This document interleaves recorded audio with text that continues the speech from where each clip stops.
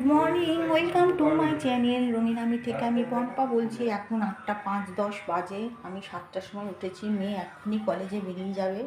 এই দেখুন, এটাও খেয়ে যাবে। আমি চালে ডালে আলুতে ঘি দিয়ে মেখে রেখে দিয়েছি বাসমতি চালে। একটু পাতলা পাতলা করি, কেননা খেতে তাহলে গিলতে সুবিধা হবে, তাই একটু ঠান্ডা হলে আবার জমে যায়। চালে ডালে আলুতে খিচুড়ির মতো করে, হলুদ দিইনি, শুধু ঘি দিয়ে মেখে রেখেছি। এটাও খেয়ে যাবে। আর 3টে গরম গরম রুটি করেছি। রুটিগুলোতে ঘি মাখাবো। ঘি মাখালে এটাও টিফিনে নেবে। ঘি মাখালে রুটিটা কি থাকবে বলুন তো, অনেকক্ষণ অবধি নরম থাকবে। রুটিটাতে ঘি মাখিয়ে রেখে দেবো। তাহলে কী হয়, অনেকক্ষণ অবধি নরম থাকে রুটি। ঘি মাখিয়ে আপনারা এরকম রুটি টিফিনে দিলে না, একটু সামান্য ঘি, বেশি ঘি মাখানোর দরকার নেই।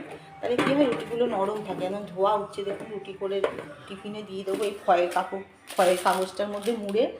আর একটু সাদা আলুর চচ্চড়ি করে দিয়েছি, কালো জিরে কাঁচা লঙ্কা দিয়ে। সাদা আলুর চচ্চড়িটা মিষ্টি মিষ্টি খুব ভালোবাসে রুটির সাথে। এটাই টিফিন করতে ভরে দেবো আর ফয়েল পেপারে রুটি দিয়ে দেবো, তাহলেই হবে। আর এটা এখন খেয়ে যাবে। এই হলো আমার 8টা 10-এর মধ্যে এসব কমপ্লিট হয়ে গেছে। এরপরে স্নান করে পুজো করে বাবার জন্য রান্না করব। তাহলে আসছি, টাটা।